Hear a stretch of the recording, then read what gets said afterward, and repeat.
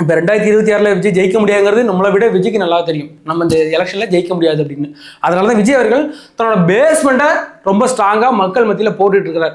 இந்த 2029-30 நெருங்கும் போது, எலெக்ஷன் நெருங்கும் போது மக்கள் என்ன நினைப்பாங்கன்னா, அதிமுக ரெடி அடிச்சு கலகலத்து போயிடும். 2026 2029-30 நெருங்கிறது திமுக மேலே மிகப்பெரிய ஒரு எதிர்ப்பலை உண்டாகும்.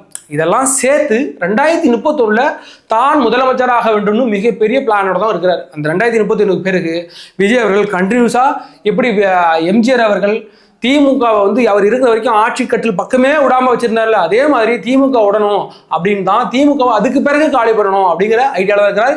இதுலேருந்து விஜய் அவர்களுக்கு திமுக ஒழிக்கிற மாதிரி எண்ணம் கிடையாது. அதிமுகவை முழுகிட்டு அந்த இடத்துல தான் வரணும் அப்படிங்கிற மிகப்பெரிய ஒரு மாஸ்டர் பிளானோட தன்னோட இந்த பகட காயை உருட்டிக்கிட்டு இருக்காரு அப்படின்னு தான் பார்க்குறோம்.